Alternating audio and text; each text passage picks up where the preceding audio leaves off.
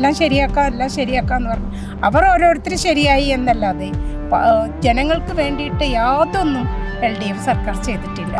LDF എനിക്ക് തോന്നുന്നു ബംഗാൾ പോലെ ആവുമെന്നാണ് തോന്നുന്നത്. ഈ തുടർ ഭരണം അവരെ അഹങ്കാരികളും അഴിമതിക്കാരും ആക്കി മാറ്റിയിരിക്കണം. വിധവകളെ, വികലാംഗന്റെ വാർദ്ധക്യം അനുഭവിച്ച ആളുകൾ, ഇവർക്കൊന്നും ഒരു രൂപ പോലും പെൻഷൻ കൊടുക്കാതെ ഇവർ ഈ നവകേരള സദസ്സ് എന്നൊക്കെ പറഞ്ഞ് നടന്ന് ഈ പൈസ ചെലവാക്കി, ഇതൊക്കെ ജനങ്ങൾ തിരിച്ചറിഞ്ഞിട്ടുണ്ട്. എന്താണ് ഇവിടെ പറഞ്ഞു നടക്കുന്നത്? ഒരു ഉപകാരവും ഇല്ല. ഇപ്പൊ പെൻഷൻ കിട്ടിയിട്ട് എത്ര നാളായി? 7 മാസമായില്ലേ? അവർ ആർഭാടമായ ചെലവ് ചെയ്ത് നടക്കുക. അവർ മന്ത്രിമാർക്ക് വല്ല കുറവുണ്ടോ? MLA-മാർക്ക് വല്ല കുറവുണ്ടോ? സാധാരണ ജനങ്ങൾ, നമ്മളെപ്പോലുള്ള ജനങ്ങളാണ് ഇവിടെ ബുദ്ധിമുട്ടി നടക്കുന്നത്. ഇനി ഒരു മൂന്നാമത് കൊടുത്തു കഴിഞ്ഞാൽ കേരളം ഉണ്ടാവില്ല. സുരേഷ് ഗോപി ഒരു സിനിമാ നടൻ എന്നുള്ള രീതിയിലല്ലാതെ രാഷ്ട്രീയത്തിൽ അത്ര തിളങ്ങുമെന്ന് ഞങ്ങൾക്ക് വീട്ടമ്മമാർക്ക് തോന്നുന്നില്ല. ലോക്സഭാ ഇലക്ഷൻ പടിവാതിൽക്കൽ എത്തി നിൽക്കുമ്പോൾ 3 മുന്നണികളും സ്ഥാനാർത്ഥികളെ പ്രഖ്യാപിച്ചു കഴിഞ്ഞിരിക്കുന്നു. ഇക്കുറി തൃശൂർ ആർക്കൊപ്പം? ജനങ്ങളുടെ പ്രതികരണം തേടാം.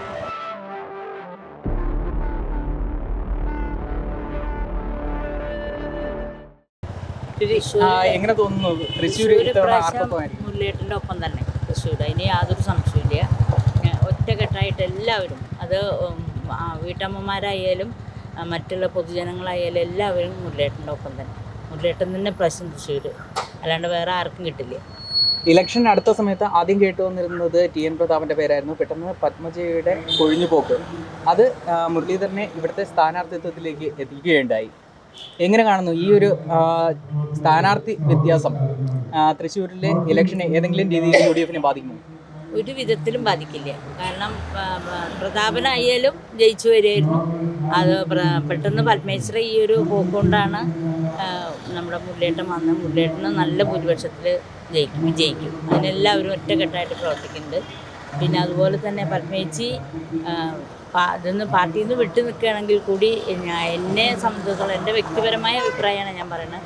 പത്മേച്ചി വേറെ ഒന്നിലും എവിടേക്കും പോകാതെ, ഒരു സംഘപരിവാറിൻ്റെ കൂടെയും പോകാതെ വെറുതെ വീട്ടിലിരിക്കുകയാണെങ്കിൽ നന്നായിരുന്നു. ഇങ്ങനെ ഒരു മാറ്റം ആവശ്യമില്ലായിരുന്നു എന്നൊരു വ്യക്തിപരമായ ഒരു അഭിപ്രായം എനിക്കുണ്ട്.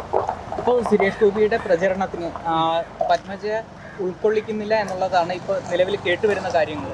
അത് BJP അവർക്കത് അനുകൂലമായിട്ട് ഉപയോഗിക്കാൻ കഴിയില്ല എന്ന് കരുതിയിട്ടാണോ, അതോ മറ്റെന്തെങ്കിലും സ്ട്രാറ്റജി ആയിരിക്കുമോ? അതവർക്ക് വേറെ ഇതൊന്നുമല്ല, അവർക്ക് അനുകൂലിക്കാനുള്ള തരത്തിൽ പറ്റില്ല എന്നുള്ളതുകൊണ്ടാണ്. അല്ലാതെ പത്മേച്ചിയിൽ നിന്ന് വേറൊരു വിധത്തിലുള്ള ഇതൊന്നും ആലോചിച്ചിട്ടല്ല. അതാണ് അവരുടെ ഉദ്ദേശം. ഈ പത്മജ വേണുഗോപാൽ കോൺഗ്രസിൽ നിൽക്കുമ്പോൾ എത്രത്തോളം അവർക്ക് ആളുകൾക്കിടയിൽ സ്വാധീനമുണ്ടായിരുന്നു? അവർക്ക് ലീഡറുടെ മകൾ എന്നുള്ള നിലയ്ക്ക് നല്ല സ്വാധീനം ഉണ്ടായിരുന്നു. എവിടെ ചെന്നാലും, ഏത് വേദി ചെന്നാലും ആൾക്കൊരു ചെയറുണ്ടായിരുന്നു. എത്ര ആളുകളുടെ ഇടയിൽ ചെന്നാലും ആ ലീഡറുടെ മോള് വരുന്നു എന്നുള്ള ഒരു ബഹുമതി ഉണ്ടായിരുന്നു.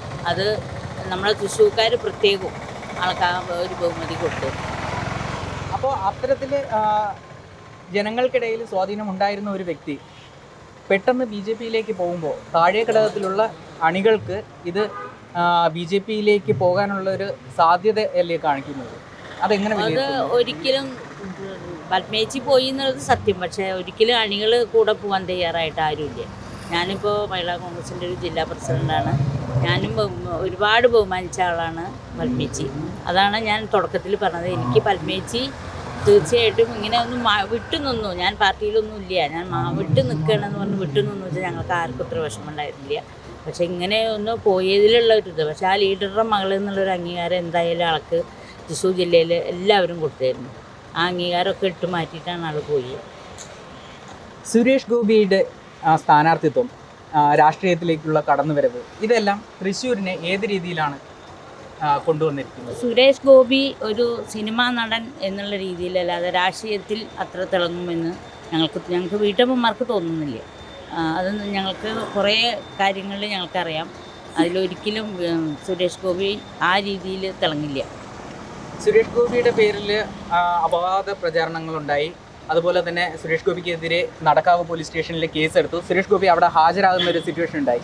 ആ സമയത്ത് അവിടെ തടിച്ചുകൂടിയ ഒരു ജനാവലി, അത് സുരേഷ് ഗോപിയുടെ ഒരു പിന്തുണ തന്നെയല്ലായിരുന്നു കാണിച്ചിരുന്നത്?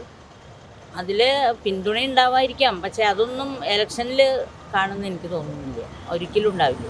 ഇലക്ഷനിൽ എന്തായാലും നമ്മുടെ മുരളീധരൻ തന്നെ ജയിക്കുള്ളൂ, അതിന് യാതൊരു തർക്കവും. ഇടതുപക്ഷ സ്ഥാനാർത്ഥിയായ VS സുനിൽകുമാർ, അദ്ദേഹത്തിൻ്റെ വരവ് അത് എങ്ങനെ നോക്കിക്കാണുന്നു? അദ്ദേഹത്തിൻ്റെ വരവ് അദ്ദേഹം രാഷ്ട്രീയ ബേസിൽ നോക്കുമ്പോൾ അവരുടെ നല്ല നേതാവായിരിക്കാം. പക്ഷേ ഞങ്ങൾക്ക് ഒരിക്കലും അത് അംഗീകരിക്കാൻ പറ്റില്ല. കാരണം കഴിഞ്ഞ പ്രാവശ്യം ഇവിടെ കൃഷിമന്ത്രിയായിട്ട് യാതൊരു കാര്യങ്ങളും ഒരുവിധമുള്ള കാര്യങ്ങളും ഒന്നും ചെയ്യാത്തൊരു മനുഷ്യനാണ്. അത് ഞങ്ങൾക്ക് വ്യക്തമായിട്ട് അറിയാം. പിണറായി വിജയൻ്റെ ഇപ്പോഴത്തെ ഭരണം കേരളത്തെ എങ്ങോട്ടാണ് കൊണ്ടുപോകുന്നത്? അതിപ്പോൾ ഞാൻ പറയാതെ തന്നെ അറിയാലോ. കാരണം എല്ലാ വീട്ടമ്മമാരും ഇന്ന് വീട്ടമ്മമാർ ഏറ്റവും കൂടുതൽ ദുരിതം അനുഭവിക്കുന്ന വീട്ടമ്മമാരാണ്. പിന്നെ പെൻഷൻ കിട്ടുന്നില്ല, അതുപോലെ തന്നെ സാധനങ്ങൾക്കൊക്കെ വില കൂടി, ഗ്യാസിന് വില കൂടി, മറ്റുള്ള സാധനങ്ങൾക്ക് എല്ലാം ഉപ്പ് തൊട്ട് കൽപ്പൂരം വരെ എല്ലാ സാധനങ്ങൾക്കും വില കൂടി നിൽക്കുന്ന ഈ കാലഘട്ടത്തിൽ അത് വീട്ടമ്മമാർ ജനങ്ങൾ തീരുമാനിച്ചോളും എന്തു വേണം എന്നുള്ളത്. പിണറായിയുടെ ഭരണം എങ്ങനെ വേണം എന്നുള്ളത് അവർ തീരുമാനിച്ചോളും ജനങ്ങൾ. കേരളം ഇത്രയും കടക്കണിയിലേക്ക് മാറിക്കൊണ്ടിരിക്കുന്ന ഈ സാഹചര്യത്തിലും ഇപ്പം ഭരിച്ചുകൊണ്ടിരിക്കുന്ന പിണറായി സർക്കാർ പല രീതിയിലും പല പ്രചരണ പരിപാടികളാണ് നടത്തുന്നത്. നവകേരള സദസ്സ്, അതുപോലെ തന്നെ കേരളീയം, ഇതുപോലെയുള്ള പരിപാടികൾ സംഘടിപ്പിക്കുമ്പോൾ ചിലവാകുന്ന തുക അതെല്ലാം പൊതുജനങ്ങളുടെ നികുതി പണത്തിൽ നിന്ന് എടുത്തിട്ടാണ്. അതിനെല്ലാം എങ്ങനെ നോക്കി കാണും? അത് ഇപ്പം ഈ നവകേരള സദസ്സ് എന്നൊക്കെ പറഞ്ഞ് നടത്തിയ ആ പൈസയൊക്കെ ഉണ്ടെങ്കിൽ എത്ര ആളുകൾക്ക് നമ്മുടെ ഇവിടെ പെൻഷൻ കൊടുക്കായിരുന്നു. ഇന്നും ഇപ്പോൾ 7 മാസത്തെ പെൻഷൻ കിട്ടാതെ ജനങ്ങൾ കിടന്ന് പാവം കഷ്ടപ്പെടുകയാണ്. നമുക്കറിയാം, വിധവകൾ, വികലാംഗരൊക്കെ ഇങ്ങനെ ഓരോ സ്ഥലത്ത് ചെല്ലുമ്പോൾ ഞങ്ങളോട് പറയുന്ന വിഷമങ്ങൾ കേട്ടാൽ ഞങ്ങൾക്ക് സങ്കടം തോന്നും. അപ്പോൾ അങ്ങനെയുള്ള ആളുകൾ, പിന്നെ വിധവകൾ, വികലാംഗരെ, വാർദ്ധക്യം അനുഭവിച്ച ആളുകൾ, ഇവർക്കൊന്നും ഒരു രൂപ പോലും പെൻഷൻ കൊടുക്കാതെ ഇവർ ഈ നവകേരള സദസ്സ് എന്നൊക്കെ പറഞ്ഞ് നടന്ന് ഈ പൈസ ചിലവാക്കി. ഇതൊക്കെ ജനങ്ങൾ തിരിച്ചറിഞ്ഞിട്ടുണ്ട്. അത്രേ എനിക്ക് പറയുള്ളൂ. ജനങ്ങൾ അതൊക്കെ തിരിച്ചറിഞ്ഞിട്ട് തന്നെയാണ് ഇരിക്കുന്നത്. അല്ലാണ്ട് ആരും ഇന്നത്തെ കാലത്ത് അങ്ങനെ വിഡ്ഢികളായിട്ടുള്ളവരാരും ഇല്ല. അവർക്കൊക്കെ അത്യാവശ്യം ബോധങ്ങൾ, എല്ലാവർക്കും അത്യാവശ്യം ബോധങ്ങൾ എല്ലാവരും മനസ്സിലാക്കിയിട്ട്. TN പ്രതാപൻ MP അദ്ദേഹം ഈ മണ്ഡലത്തിൽ കൊണ്ടുവന്നിട്ടുള്ള വികസന പരിപാടികൾ അതെല്ലാം എങ്ങനെ നോക്കിക്കാണുന്നു? ഒരുപാട് വികസന പ്രവർത്തനങ്ങൾ നമ്മുടെ ഈ നിയോജകമണ്ഡലത്തിൽ ആൾ ചെയ്തിട്ടുണ്ട്. ആളുടെ പാർലമെൻറ്റ് നിയോജകത്തിൽ ഒരുപാട് ചെയ്തിട്ടുണ്ട്. കഴിഞ്ഞ പ്രാവശ്യം ഉണ്ടായിരുന്ന MP ചിലവാക്കാതെ വെച്ച 2.5 കോടി രൂപ വരെ ഇപ്രാവശ്യത്തെ MP ആയ TN പ്രതാപൻ നമ്മുടെ ഈ നിയോജകമണ്ഡലത്തിൽ ചിലവാക്കിയിരുന്നു. അദ്ദേഹം ഇറങ്ങി വരുമ്പോൾ 2.5 കോടി രൂപ ചിലവാക്കാതെ അവിടെ വെച്ചിരിക്കുകയായിരുന്നു മുൻ MP. ആ പൈസ വരെ പ്രാവശ്യം TN പ്രതാപൻ നമ്മുടെ ഇവിടെ ചിലവാക്കിയിട്ടുണ്ട്. അപ്പോൾ നന്നായിട്ട് നിയോജകമണ്ഡലത്തിൽ നിറയെ പിന്നെ ഒരു MP എന്നുള്ള നിലയ്ക്ക് എല്ലാ വീടുകളും കയറി ഇറങ്ങാൻ പറ്റില്ല. കാരണം MPക്ക് ഒരു പരിധി നമുക്കറിയാലോ. 7 നിയോജകമണ്ഡലമുണ്ട്. 7 നിയോജകമണ്ഡലത്തിൽ ഓടിയെത്താന്ന് പറഞ്ഞാൽ അങ്ങനെ പറ്റുന്നത്. അതിനാണ് പ്രവർത്തകർ, ഞങ്ങളെപ്പോലെയുള്ള പ്രവർത്തകർ അവരുടെ കാര്യങ്ങൾ പറയാനും അവരുടെ അടുത്തേക്ക് എല്ലാ വീടുകളിലേക്ക് എല്ലാ കാര്യങ്ങളും എത്തിക്കാനൊക്കെയാണ് ഞങ്ങൾ. MPക്ക് അത്യാവശ്യം സ്ഥലങ്ങളിലൊക്കെ പോകാനും അത്യാവശ്യം കാര്യങ്ങളിലൊക്കെ പങ്കെടുക്കാനും അത്രയൊക്കെ MPക്ക് പറ്റുള്ളൂ. പക്ഷേ MP ഒരുപാട് വികസന പ്രവർത്തനങ്ങൾ ഇവിടെ ചെയ്തിട്ടുണ്ട്. വികസന പ്രവർത്തനം ചെയ്തിട്ടില്ല എന്നുള്ളൊരു കാരണം കൊണ്ട് ഒരിക്കലും ഇവിടുന്ന് വോട്ട് കുറയില്ല. നന്നായിട്ട് ചെയ്തു. ഇപ്പോൾ തൃശ്ശൂരിലെ റെയിൽവേ മേൽപ്പാലത്തിന്റെ പുരോഗമനം വരുന്ന സമയത്ത് ആ സമയത്ത് റെയിൽവേ മിനിസ്റ്റർ ഇവിടെ വന്നിട്ടുണ്ടായിരുന്നു. TN പ്രതാപൻ ആ സ്ഥലത്തുണ്ടായിരുന്നു. അതുപോലെ തന്നെ സുരേഷ് ഗോപിയും അവിടെ ഉണ്ടായിരുന്നു. പക്ഷെ മിനിസ്റ്റർ സുരേഷ് ഗോപിയെ കുറിച്ചാണ് എടുത്തു പറഞ്ഞത്. അത് കേന്ദ്ര ഗവൺമെന്റ് സുരേഷ് ഗോപിയെ ഇവിടെ വിജയിപ്പിക്കാനുള്ള ഒരു ശ്രമം നടത്തുന്നു അതിനുള്ള തന്ത്രം തന്നെയാണ് അത്. കാരണം എന്താണെന്ന് വെച്ചാൽ അതല്ലെങ്കിൽ ഇവിടുത്തെ സ്ഥലം MP TN പ്രതാപനാണ്.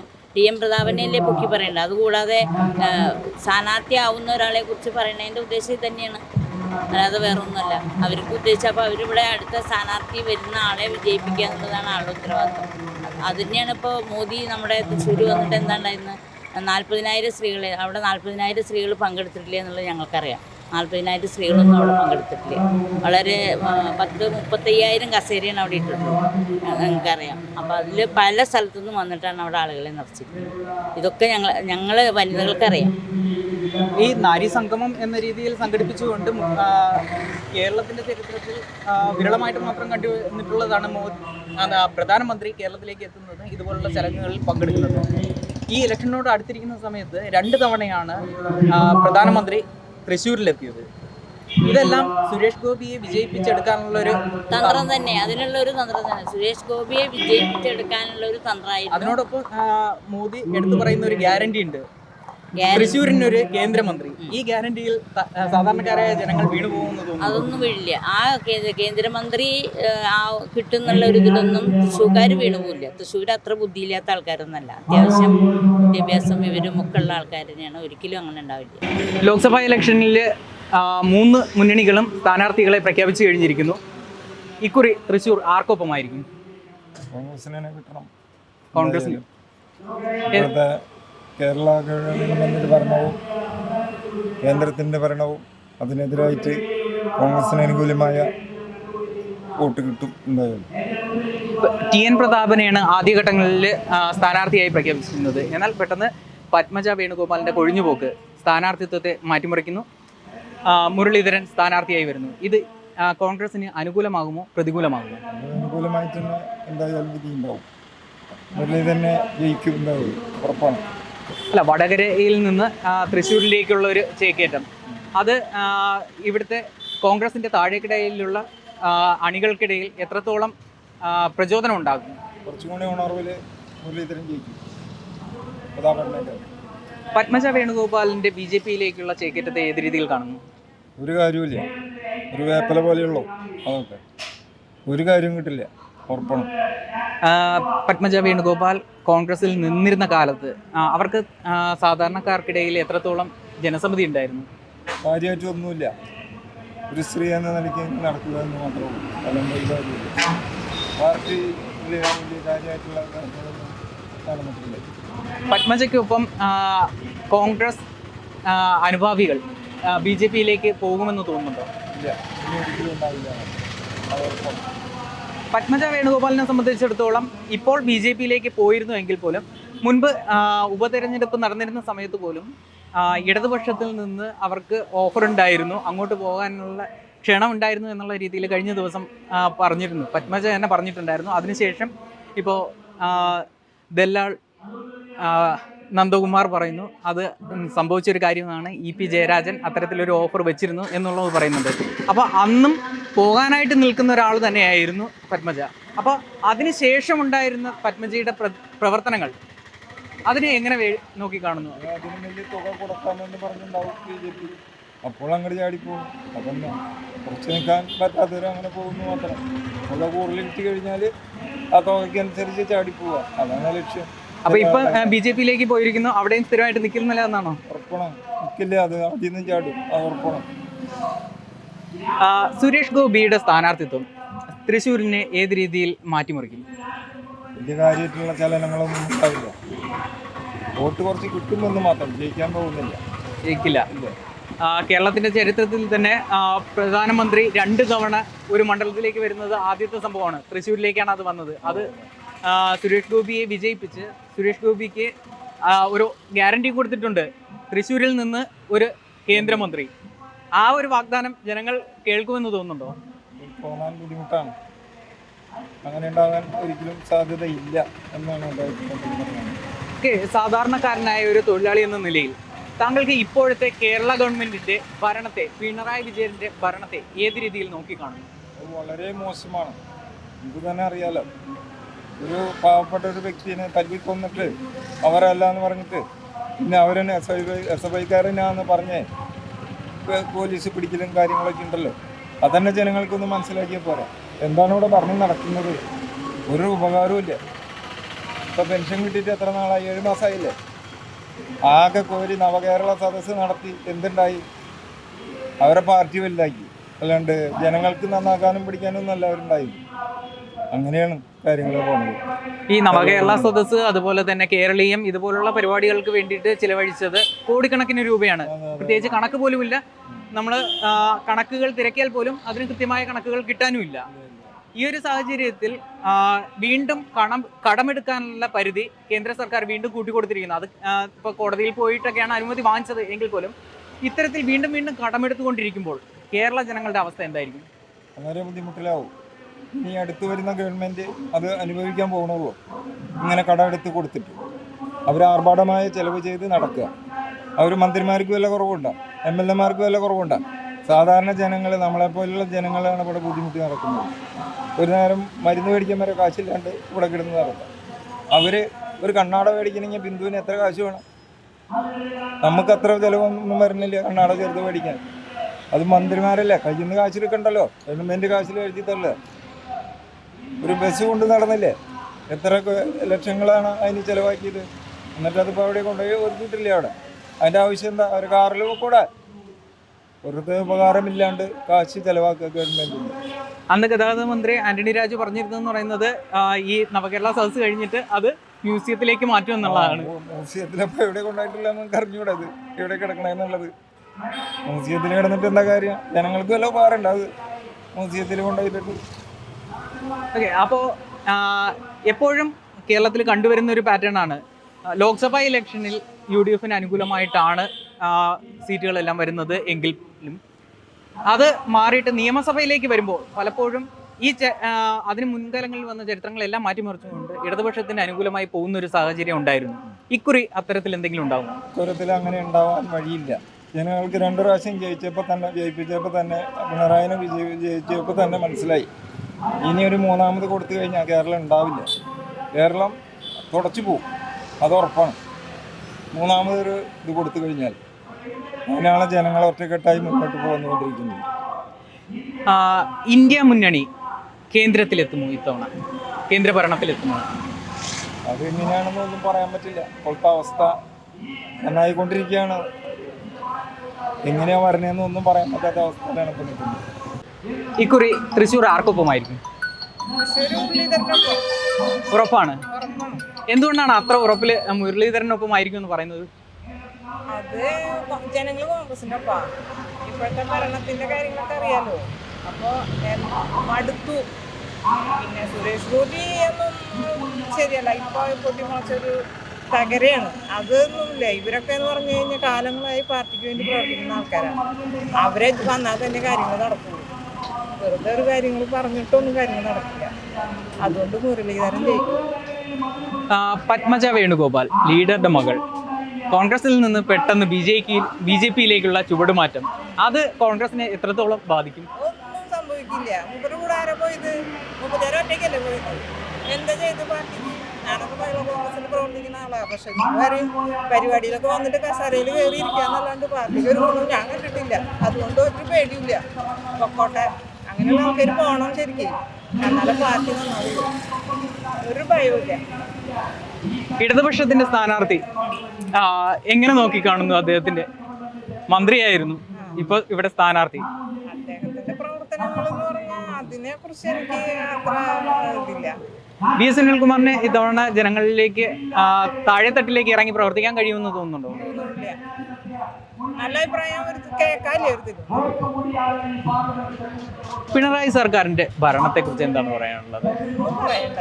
പിന്നെ ഇപ്പൊ തന്നെ ഏറ്റവും വലിയ പ്രശ്നം എന്ന് വെച്ചാൽ പെൻഷൻ കിട്ടിയിട്ട് ഒരുപാട് ആൾക്കാർ ജീവിക്കുന്നുണ്ട്. അതായത് നല്ലോണം താഴെ. എൻ്റെ അനുഭവത്തിൽ തന്നെ എത്രയോ ഒറ്റയ്ക്ക് താമസിക്കുന്ന വ്യക്തികളുണ്ട്. അവര് പെൻഷന് കാത്തിരിക്കുകയാണ്. അവർക്ക് ഭക്ഷണം കഴിക്കാനും അവരെ മരുന്ന് മേടിക്കാനും ഒക്കെ ഉള്ളത്. അത് കിട്ടാത്തത് വിഷമിച്ചിട്ട് ഞാനൊക്കെ ഭക്ഷണം കൊടുക്കുന്ന ഒരു വീടുണ്ടായിരുന്നു. അവര് അമ്മയും മോനും മാത്രമേ ഉണ്ടായിരുന്നുള്ളൂ. ആ പെൻഷൻ കൊണ്ടാണ് അവർ ആശ്രയിച്ച് ജീവിച്ചത്. അപ്പം അമ്മ മരിച്ചു, മകൻ മാത്രമേ ഒറ്റയ്ക്ക് താമസിക്കുക. അവരുടെ ബന്ധുക്കളാണ് ഇപ്പോൾ ഭക്ഷണം കൊടുക്കുന്നത്. അയാൾക്ക് എന്തെങ്കിലും അയാളുടെ കയ്യിൽ ഒരു 10 രൂപയുടെ പൈസ ഉണ്ടാവണമെങ്കിൽ ഈ പെൻഷൻ തന്നെയായിരുന്നു. അതില്ല. അതേമാതിരി എത്ര കുടുംബങ്ങൾ ഈ പെൻഷൻ കാശിനെ ആശ്രയിച്ചിട്ട് എന്തായാലും 60 വയസ്സ് കഴിഞ്ഞാൽ പെൻഷൻ കൊടുക്കണം. അത് നിർത്താൻ പാടില്ലായിരുന്നു. പക്ഷെ അതില്ല. അത് ഏറ്റവും വലിയ ഒരു തിരിച്ചടി. ഇത്തരത്തിൽ പെൻഷനും അതുപോലെ തന്നെ ശമ്പളവും ഒക്കെ മുടങ്ങുന്ന സാഹചര്യത്തിലും ഗവൺമെന്റ് ജീവനക്കാർക്ക് ഇപ്രാവശ്യത്തെ ശമ്പളം കിട്ടാനില്ലേ? ഇപ്പൊ കിട്ടിയോന്ന് എനിക്കറിയില്ല. കിട്ടാത്തൊരു ആളെ എന്നോട് പറഞ്ഞു, ചേച്ചിയെ ഞങ്ങളുടെ പാല്, പത്രം, ലോണ് എല്ലാം തകിടം മറിഞ്ഞു എന്നാണ് പറഞ്ഞത്. അപ്പോൾ ഊഹിച്ചൂടെ? എന്തായാലും മുരളീധരൻ്റെ ഒപ്പം തന്നെയാണ്, കോൺഗ്രസിൻ്റെ ഒപ്പം തന്നെയാണ്. കോൺഗ്രസ് ഇത്തരത്തിലുള്ള ചിലവുകൾക്കൊന്നും ഖജനാവിൽ പൈസ ഇല്ലെന്ന് പറയുമ്പോഴും ദൂർത്തുകൾക്കൊന്നും ഒരു കുറവും ഇല്ലല്ലോ. നവകേരള സദസ്സ്, അതുപോലെ തന്നെ കേരളീയം, ഇതുപോലെ ഒട്ടനവധി പരിപാടികളാണ് നടത്തിക്കൊണ്ടിരിക്കുന്നത്. ഇതെല്ലാം എങ്ങനെ നോക്കിക്കാണുന്നു? അത് എന്ന് പറഞ്ഞാൽ അവരെ ദൂർത്ത് നല്ല ഗംഭീരമായിട്ട് എല്ലാ കാര്യങ്ങളും നല്ല ചന്തത്തിൽ പോയി. പക്ഷെ സാധാരണ ആൾക്കാർ ഇപ്പോഴും കഷ്ടപ്പെടുകയാണ്. മാവേലി സ്റ്റോറിലൊക്കെ സാധനങ്ങൾ മേടിച്ചിട്ട് ജീവിക്കുന്ന ഒരുപാട് ആൾക്കാരുണ്ട്. ഞാനൊന്നും മാവേലി സ്റ്റോറിൽ പോയിട്ട് അങ്ങനെ നിൽക്കാറില്ല, എന്നാലും വല്ലപ്പോഴും പോയിരുന്നു. പക്ഷെ സ്ഥിരം റേഷൻ കാർഡ് മേടിച്ചു കൊണ്ടുപോയിട്ട് അതിന്മേ ജീവിക്കുന്ന കിട്ടുന്ന പൈസ കൊണ്ട് ജീവിച്ചു പോയിരുന്ന കുടുംബങ്ങളുണ്ട്. അവരെല്ലാം കഷ്ടത്തിലായി. എല്ലാ സാധനങ്ങൾക്കും വില നമ്മളറിയുന്നില്ല. ഒരു സൂപ്പർ മാർക്കറ്റിലായാലും മറ്റുള്ള കടയിലും പോയിട്ട് ഓരോ സാധനങ്ങളും നമ്മൾ ബക്കറ്റ് കൊണ്ടുപോയി ഇതിനെ വാരി കൂട്ടി എടുത്തിട്ട് ബില്ലടിച്ചിട്ട് ബില്ല് കൊടുക്കുമ്പോഴാണ് സാധനങ്ങളുടെ വിലയെ കുറിച്ചിട്ട് നമ്മൾ അറിയുന്നത്. ഇത് ബക്കറ്റിലൊക്കെ എടുക്കാൻ എല്ലാവർക്കും ഇഷ്ടമാണ്. ചെന്ന് ഒരു കൊട്ട എടുത്ത് പോയി സാധനങ്ങൾ മേടിക്കാൻ. പക്ഷെ അത് മേടിച്ച് ഇവിടെ കൊടുന്ന് ബില്ലടിച്ചിട്ട് ബില്ല് കയ്യിൽ കിട്ടുമ്പോൾ ഇവിടെ ബോധം കെട്ട് വീഴും. പക്ഷേ മാവേലി സ്റ്റോറിനെ ആശ്രയിച്ചിരുന്ന ആൾക്കാർക്കും അതൊരു വലിയൊരു അടിയാണ്. അരിക്കൊക്കെ എന്താ വില, ഭയങ്കര വിലയായി. സബ്സിഡി സാധനങ്ങൾക്ക് ഇപ്പോൾ വില കൂട്ടിയപ്പോഴും ഭക്ഷ്യമന്ത്രി പറഞ്ഞിരുന്നതെന്ന് പറയുന്നത് ഇത് സാധാരണക്കാരെ ഒരു രീതിയിലും ബാധിക്കില്ലെന്നാണ്. സാധാരണക്കാരെ ബാധിക്കില്ല എന്ന് പറഞ്ഞാൽ എങ്ങനെയാണ് നടക്കുക? സാധാരണക്കാരല്ലേ അത് ഉപയോഗിച്ചിരുന്നത്, അല്ലാണ്ട് വലിയ വലിയ ആൾക്കാരൊന്നും അതിന് വന്ന് വലിയ ആൾക്കാരും വന്നു നിന്നിരുന്നു. മാവേലി സ്റ്റോറിലേ സാധാരണക്കാര് പിന്നെയും കുറവ് പോയിരുന്നെന്ന് എനിക്ക് തോന്നുന്നത്. എല്ലാ ആൾക്കാരും അതിനെ ആശ്രയിച്ച് ജീവിച്ചിരുന്നു. പക്ഷെ ഇപ്പൊ അതൊന്നും കിട്ടാണ്ടായോട് കൂടിയിട്ട് കഷ്ടപ്പാട് തന്നെയാണ്, മൊത്തത്തിൽ കഷ്ടപ്പാടാ. ഇനിയിപ്പോ ഒന്നും പറയാനില്ല. ഞങ്ങള് കോൺഗ്രസിന്റെ ഒപ്പം മുരളീധരൻ ജയിക്കുന്നുള്ളത് ഉറപ്പാണ്. ടി എൻ പ്രതാപൻ MP അദ്ദേഹത്തിന്റെ വികസന പ്രവർത്തനങ്ങളെ എങ്ങനെയാണ് വിലയിരുത്താൻ കഴിയുന്നത്? അദ്ദേഹത്തിന്റെ വികസന പ്രവർത്തനമായ അദ്ദേഹത്തിന്റെ ആ ഒരു ഇതിൽ നിന്നിട്ട് ആള് ചെയ്യേണ്ട കാര്യങ്ങളൊക്കെ ചെയ്തിട്ടുണ്ട്. അയാൾക്ക് അനുവദിച്ച് കിട്ടിയിട്ടുള്ള ആ ഫണ്ട് ഉപയോഗിച്ചിട്ട് അയാൾ എല്ലാം ചെയ്തിട്ടുണ്ട്. ഇനിയിപ്പോ അതിന് ഫണ്ട് കിട്ടാത്തത് അദ്ദേഹത്തെ കുറിച്ച് പൊതുവെ പ്രതിപക്ഷം ഇടതുപക്ഷം പറയുന്ന ഒരു കാര്യം എന്ന് പറയുന്നത് MPയെ നാട്ടിൽ കാണാനില്ലായിരുന്നു എന്നുള്ളതാണ്. ഇലക്ഷൻ കഴിഞ്ഞ് പോയ MPയെ പിന്നീട് നാട്ടിലേക്ക് കാണാൻ കിട്ടിയില്ലെന്നാണ് പറയുന്നത്. കണ്ടിട്ടുണ്ടാവില്ല, ഞങ്ങള് കാണാറുണ്ടായിരുന്നു. അങ്ങനെ കൊണ്ട് നമുക്ക് നാടിന് വേണ്ടിയിട്ട് ചെയ്യാവുന്നതെല്ലാം MP ചെയ്തിട്ടുണ്ട്. പിന്നെ എപ്പോഴും ഇവിടെ നിൽക്കാൻ പറ്റില്ലല്ലോ. ആള് പാർലമെന്റിലേക്ക് പോകുമ്പോ പ്രയാസം തന്നെയാണ്. ലോക്സഭാ ഇലക്ഷൻ വന്നിരിക്കുകയാണ്. 3 മുന്നണികളും സ്ഥാനാർത്ഥികളെ പ്രഖ്യാപിച്ചിരിക്കുന്നു. ഇക്കുറി തൃശ്ശൂർ ആർക്കൊപ്പമായിരിക്കും?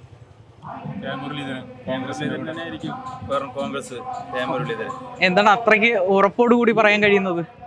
കാരണം തൃശ്ശൂരില് കഴിഞ്ഞ പ്രാവശ്യം അത്രയും ഭൂരിപക്ഷത്തിലാണ് കോൺഗ്രസ് ജയിച്ചിട്ടുണ്ടായിരുന്നത്. 96,000 ചില്ലറ ഭൂരിപക്ഷത്തിൽ ജയിച്ചിട്ടുള്ളതാണ്. അതിലേറ്റവും സ്ട്രോങ് ആവാനാണ് ചാൻസ് ഇപ്പോൾ ഇക്കുറി.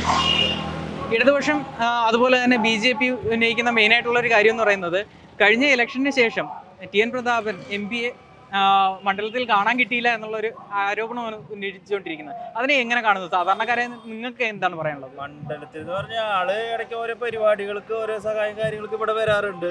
പൊതുപരിപാടികൾ അങ്ങനെയൊന്നും ഉണ്ടാവാറില്ല. പിന്നെ പേഴ്സണലായിട്ട് കാര്യങ്ങളും മറ്റുള്ള ഓരോ സഹായങ്ങള്, മറ്റേ പാലിയേറ്റീവ് കെയർ, അങ്ങനെ കുറേ കാര്യങ്ങൾക്ക് ഇവിടെ മണ്ഡലത്തിൽ ഇടയ്ക്കിടയ്ക്ക് കാണാറുണ്ട്. നമ്മൾ ഓട്ടോറിക്ഷ ഓടിക്കുന്നവരാണ്, അതിൽ ഇടയ്ക്കിടയ്ക്ക് ഇതിലെ പോണ് കാണാറുണ്ട്. പിന്നെ ഈ ആളെ കാണുന്നേക്കാൾ പ്രസക്തി കേന്ദ്ര ഗവൺമെന്റിൽ ആളുടെ സാന്നിധ്യവും, പിന്നെ നമ്മളെ ഇപ്പോഴത്തെ മാറിയ സാഹചര്യത്തിൽ UDF ആണ് മുന്നോട്ട് വരേണ്ടത്.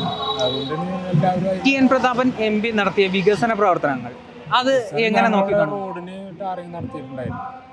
പിന്നെ MP ഫണ്ട് ഇത്രയല്ലേ ഉള്ളൂ, അതിനനുസരിച്ചുള്ള പിന്നെ അംഗൻവാടികളുടെ കുറെ അംഗൻവാടികൾ ഞങ്ങളെ പഞ്ചായത്തിൽ അവിടെ ചെയ്തിട്ടുണ്ട്.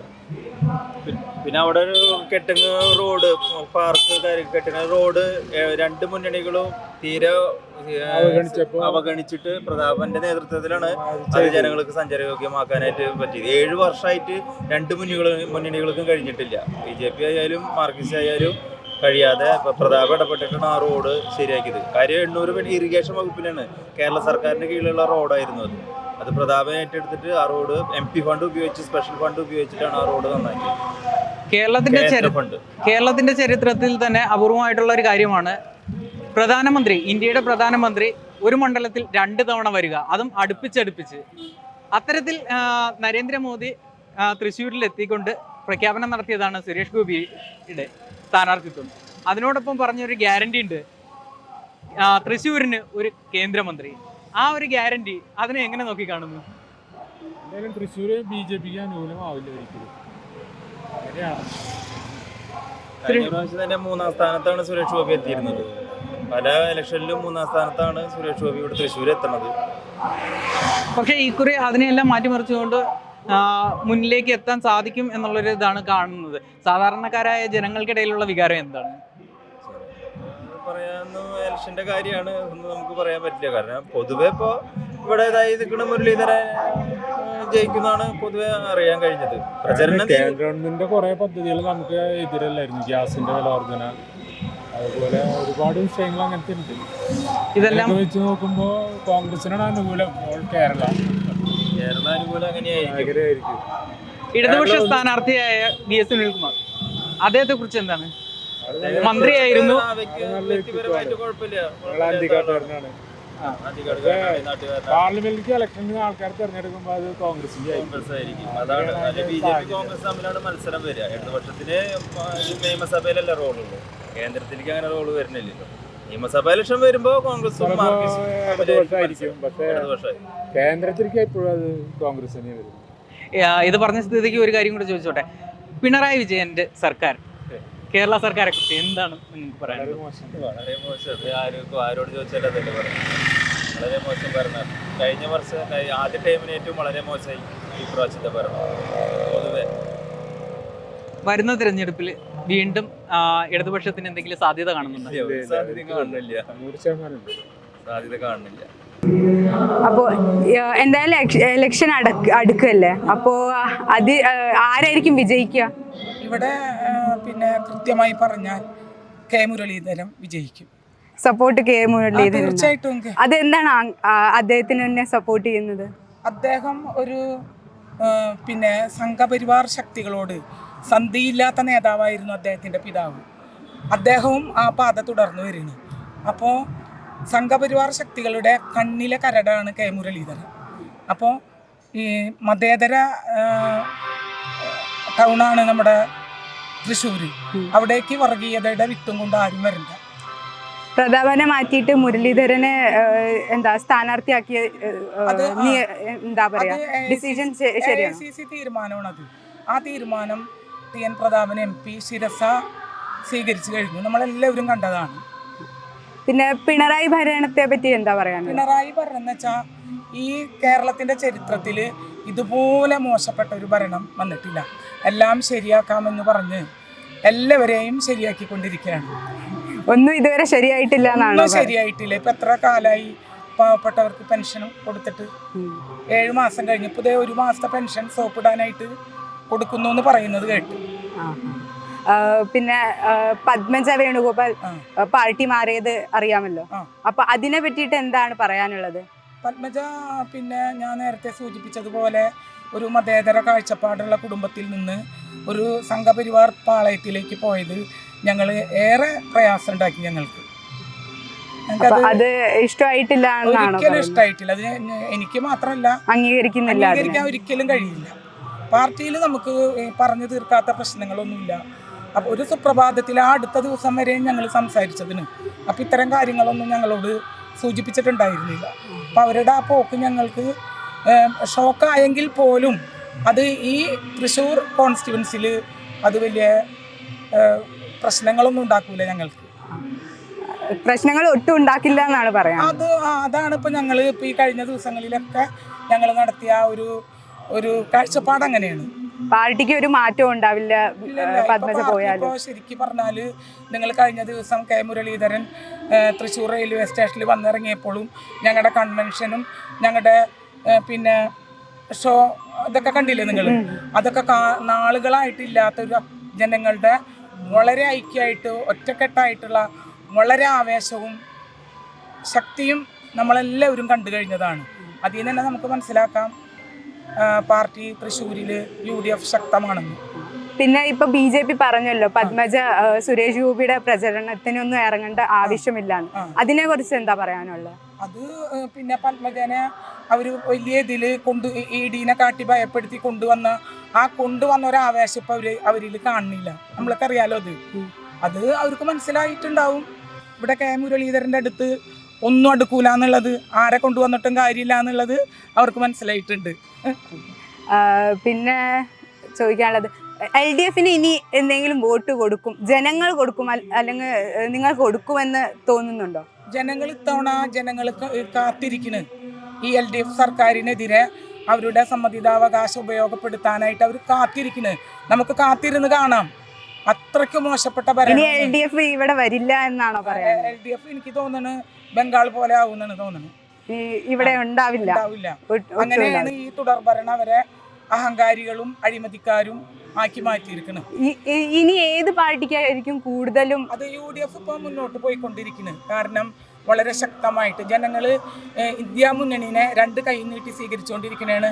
രാഹുൽ ഗാന്ധിയുടെ ജോഡോ ന്യായ യാത്രയും ആ യാത്രക്കുള്ള ആ പിന്തുണയും ഒക്കെ നമ്മൾ കാണുന്നുണ്ടല്ലോ. ആ യാത്രയ്ക്ക് പിന്തുണയുമായിട്ടാണ് നമ്മുടെ MP TN പ്രതാപൻ വെറുപ്പിനെതിരെ സ്നേഹ സന്ദേശ യാത്ര നടത്തിയത്. അതും ഈ തൃശ്ശൂർ കോൺസ്റ്റിറ്റ്യുവൻസിൽ വലിയൊരു ചലനം ഉണ്ടാക്കിയിട്ടുണ്ട്. ആർക്കായിരിക്കും ഇത്തവണ വോട്ട് കൊടുക്കുന്നത്? വലിയ സംശയം എന്താ ഉള്ളത്? കോൺഗ്രസ് തന്നെ. കോൺഗ്രസ് തന്നെ. UDF ആണ് ഇവിടെ അധികാരത്തിലേറുക എന്നുള്ളത് യാതൊരു സംശയവുമില്ലാതെ നിസ്സംശയം പറയാൻ പറ്റും. ഇപ്പൊ പത്മജ പാർട്ടി മാറിയല്ലോ, അപ്പോൾ അതിനെ കുറിച്ച് എന്താ പറയാനുള്ളത്? പത്മജ മാറിയെന്ന് വെച്ചിട്ട് ഞങ്ങളുടെ കോൺഗ്രസ്സിന് യാതൊരു പ്രശ്നവും ഉണ്ടായിട്ടില്ല. ഞങ്ങൾക്കതിൽ യാതൊരു ഞങ്ങളുടെ പ്രസ്ഥാനത്തിനോ ഞങ്ങൾക്കോ യാതൊരുവിധ പരാജയവും പത്മജ പോയത് കൊണ്ട് ഞങ്ങൾക്ക് വരാനില്ല എന്ന് പൂർണ്ണമായ വിശ്വാസമുണ്ട്.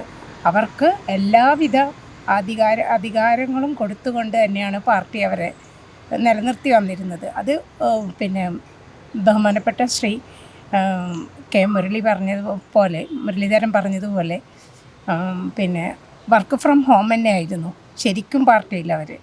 അതിൽ യാതൊരു സംശയവുമില്ല. പാർട്ടി അവരെ അത്രയും ഉന്നതങ്ങളിൽ എത്തിച്ച് അവർ പാർട്ടിയെ ഒരു സെക്കൻഡ് കൊണ്ട് വർഗീയതയുള്ള പാർട്ടിയോട് കൂടെ അവർ പോയി. അത്രയും ഞങ്ങൾക്ക് പറയാനുള്ളൂ. അത് BJPക്ക് അനുകൂലമാകുമെന്ന് തോന്നുന്നുണ്ടോ? അത് BJPക്ക് അനുകൂലം ഒരിക്കലും ആവില്ല. അവരുടെ ആ ഒരു ഇത് വെച്ചിട്ട് അവർ അപ്പോഴേക്കുള്ള അവരുടെ സാഹചര്യത്തിനനുസരിച്ച് അവർ ഏത് പാർട്ടിയിൽ നിൽക്കും എന്നാണ് ഇപ്പോൾ ഞങ്ങൾ അവരെക്കുറിച്ച് വിലയിരുത്തുന്നത്. ഈ മണ്ഡലത്തിൽ ഇപ്പോൾ പ്രതാപൻ MP ആയതിനു ശേഷമുള്ള വികസനങ്ങളൊക്കെ കൂടിയിട്ടുണ്ട്. അദ്ദേഹത്തിനെ കൊണ്ട് കഴിയാവുന്ന എല്ലാ വികസനങ്ങളും അവരുടെ മണ്ഡലത്തിൽ അവർ ചെയ്തിട്ടുണ്ട്. അത് ഞങ്ങൾക്ക് പൂർണ്ണ വിശ്വാസമുണ്ട്. മണ്ഡലത്തിന് ഗുണം ഉണ്ടായിട്ടുണ്ട്. പൂർണ്ണ വിശ്വാസമുണ്ട്. കോൺഗ്രസ്സിലും ഞങ്ങൾക്ക് പൂർണ്ണ വിശ്വാസമുള്ളത് കൊണ്ട് അദ്ദേഹം എല്ലാവിധ കാര്യങ്ങളും വളരെ സന്തോഷത്തോടു കൂടിയും വളരെ ഓരോ വ്യക്തികൾക്കും അദ്ദേഹം ചെയ്തു കൊടുത്തിട്ടുണ്ട്. എല്ലാ കാര്യങ്ങളും അയാൾ നിർവഹിച്ചിട്ടുണ്ട്. പിണറായി ഭരണത്തിന് എങ്ങനെയാണ്? അത് ചോദിക്കേണ്ട കാര്യമില്ലല്ലോ. ജനങ്ങൾ തന്നെ അത് വിലയിരുത്തി കഴിഞ്ഞതാണ്. ഓരോ മനുഷ്യരും വോട്ട് വരാൻ വേണ്ടി അവരെ ഇറക്കാൻ വേണ്ടി എല്ലാവിധ ഒരുക്കങ്ങളോട് കൂടിയാണ് നിൽക്കുന്നത്. അപ്പോൾ LDF ഇനി ഈ നാടിൽ വേണ്ട എന്നാണോ? തീർച്ചയായിട്ടും വരില്ല. ഏത് മേഖലയിലാണ് LDF തകർച്ച ചെയ്യാത്തതുള്ളത്? ഏത് മേഖലയിലാണോ? ഈവൻ ജുഡീഷ്യറിയിൽ പോലും സ്റ്റാമ്പ് ആക്ട് സ്റ്റാമ്പ് കാര്യങ്ങളെല്ലാം കൂടുതൽ ഒരു സാധാരണ മനുഷ്യനൊരു വ്യവഹാരം കൊണ്ടുപോകാനോ അതിലുള്ള ചെലവുകളും കാര്യങ്ങളും നോക്കുമ്പോൾ അവർക്ക് തന്നെ നീതി നിഷേധിക്കുന്ന അവസ്ഥയിൽ വരെ എത്തിച്ചിരിക്കണം. പാവങ്ങൾക്ക് ജീവിക്കാൻ പറ്റാത്തൊരവസ്ഥയാണ് LDF ഭരണം നമുക്ക് എല്ലാവർക്കും നേടിത്തന്നിട്ടുള്ള. അവർക്ക് തന്നെ അറിയാം എവിടെയൊക്കെ ജനങ്ങളെ ദ്രോഹിക്കണോ എല്ലാം ശരിയാക്കാമെന്ന് പറഞ്ഞു അവർ ഓരോരുത്തർ ശരിയായി എന്നല്ലാതെ ജനങ്ങൾക്ക് വേണ്ടിയിട്ട് യാതൊന്നും LDF സർക്കാർ ചെയ്തിട്ടില്ല. ഇപ്പം പിണറായി കൂടുതലും ദൂർത്താണ് എന്നാണ് പറയുന്നത് അല്ലേ? നാടിന് വേണ്ടിയിട്ട് ഒരു ഗുണം ചെയ്യുന്നില്ല എന്നാണ് പറയുന്നത്. അതെ, തീർച്ചയായും. അപ്പോൾ ഇതിനെ എങ്ങനെയാണ്, ആ ഭരണത്തെ എങ്ങനെയാണ് വിലയിരുത്തുന്നത്? ആ ഭരണം സമ്പൂർണ്ണ പരാജയമാണ്. ജനങ്ങൾക്ക് സമ്പൂർണ്ണ പരാജയമാണ്. ഒരു പാർട്ടി എന്ന നിലയിൽ അവർ ഇനി ഒരിക്കലും അധികാരത്തിൽ വരരുത് എന്ന് തന്നെയാണ് ഒരു വ്യക്തി ജനങ്ങൾ ഇനി LDFന് വോട്ട് കൊടുക്കില്ല എന്നുള്ള. തീർച്ചയായും ഞാൻ അടക്കമുള്ള സമൂഹം തന്നെയാണ് വിശ്വസിച്ചു വരുന്നത്. ഇനി വരാൻ പോകുന്നത് കോൺഗ്രസ് തന്നെയാണെന്ന് തോന്നുന്നു. എങ്ങനെയാണ് ജനങ്ങളുടെ എല്ലാവിധ വിഷമങ്ങളും കണ്ടറിഞ്ഞ് നല്ല രീതിയിൽ പെരുമാറുന്ന കോൺഗ്രസ് തന്നെയാണ് വരാൻ പോകുന്നത്. ഞങ്ങൾക്ക് പൂർണ്ണ വിശ്വാസമുണ്ട്. ഇന്ത്യ മുന്നണി ഉണ്ടല്ലോ, കോൺഗ്രസ് ഉണ്ടാക്കിയത് തന്നെ. അപ്പൊ അതിന്റെ എന്തായിരിക്കും ഇനി മുൻപോട്ടുള്ള ഡെവലപ്മെന്റ് എങ്ങനെയായിരിക്കും? തീർച്ചയായും നല്ല ഒരു ഡെവലപ്മെന്റ് തന്നെയാണ് ഉണ്ടാവുക. അതിൽ ഉറച്ച വിശ്വാസമുണ്ട്. പിന്നെ സുരേഷ് ഗോപി എല്ലായിടത്തും എന്താ പറയാ കുറച്ച് നല്ല ആളായിട്ട് നിൽക്കുന്നുണ്ടായിരുന്നല്ലോ. ഇപ്പൊ പെട്ടെന്ന് എന്താ പറയാ ഡൗൺ ആയിപ്പോയി. അതിനെ കുറിച്ച് എന്താണ് പറയാനുള്ളത്? തീർച്ചയായും അതിനെന്ത് സംശയം. അത് കോൺഗ്രസിന്റെ ശക്തി കണ്ടുകൊണ്ട് തന്നെയാണ് അദ്ദേഹത്തിന് ഇത്രയും തോൽവി. ഇപ്പം തന്നെ അയാൾ കൈയോടുകൂടെ വാങ്ങിച്ച പോലെയുള്ള ഓരോ കമൻസാണ്. ഒരു നല്ല കലാകാരൻ എന്ന നിലയിലായിരുന്നെങ്കിൽ അദ്ദേഹത്തിന് ഏറ്റവും നല്ലൊരു പ്രൊമോഷൻ കിട്ടുമായിരുന്നു. പക്ഷേ രാഷ്ട്രീയത്തിൽ അത് വളരെ വളരെ താഴ്ചയിലേക്കാണ് പോകുന്നതാണ്. അപ്പോൾ താങ്കൾ പറയുന്നത് അദ്ദേഹത്തിന് വെറും സിനിമാ മേഖലയിൽ മാത്രമേ ഉയരാൻ പറ്റൂ എന്നാണോ? അതെ, അദ്ദേഹം നിൽക്കുന്ന പാർട്ടി വർഗീയ പാർട്ടിയാണല്ലോ.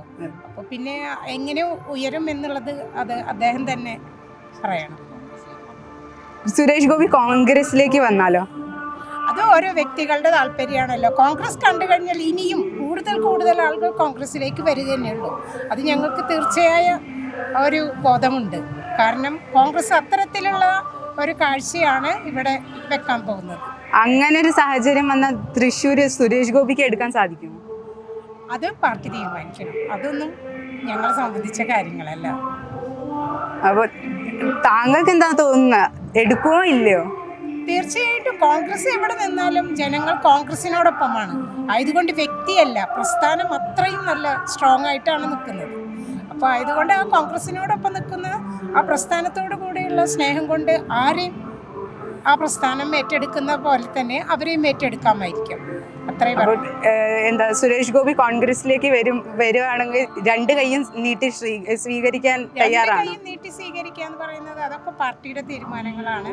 അതൊക്കെ നിങ്ങൾ ആസ് എ ജനങ്ങൾ തീർച്ചയായിട്ടും കോൺഗ്രസിനോടൊപ്പം ഉള്ളത് കോൺഗ്രസിന്റെ ആശയം അവർ മനസ്സിലാക്കിയിട്ടും കോൺഗ്രസിന്റെ ഡെവലപ്മെന്റ് കണക്കാക്കിയിട്ടാണല്ലോ വരുന്നത്. അപ്പൊ തീർച്ചയായിട്ടും ആ പ്രസ്ഥാനത്തെ സ്നേഹിക്കുന്നവർക്ക് ഈ പ്രസ്ഥാനത്തിൽ എപ്പോഴും.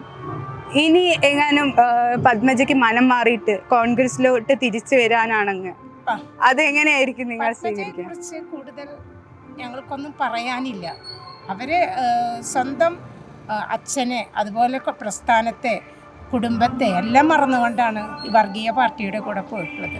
അവരുടെ രാഷ്ട്രീയം എത്തരത്തിലുള്ളതാണെന്ന് ഒരാൾക്കും പറയാൻ കഴിയാത്ത അവസ്ഥയിലാണ് ഇപ്പോൾ ഉള്ളത്. അപ്പം നിങ്ങൾ ഈ തീരുമാനത്തെ ഒട്ടും അനുകൂലിക്കുന്നില്ല എന്നാണ്? തീർച്ചയായും ഞങ്ങൾ അനുകൂലിക്കുന്നില്ല. അപ്പോൾ കോൺഗ്രസിന് ഇതുകൊണ്ട് ഒരു പ്രശ്നം ഉണ്ടാവില്ല, ഇനിയും മുന്നോട്ട് പോയിക്കൊണ്ടേയിരിക്കുന്നതാണ്. ഒരു പത്മജ പോയത് കൊണ്ട് ഞങ്ങളുടെ പ്രസ്ഥാനത്തിന്, കോൺഗ്രസ് എന്ന മഹാപ്രസ്ഥാനത്തിന് ഒരിക്കലും ഒരു താഴ്ചയോ ഒരു പ്രയാസമോ ഉണ്ടാവില്ല എന്ന് തന്നെയാണ് എൻ്റെ ഉറച്ച വിശ്വാസം.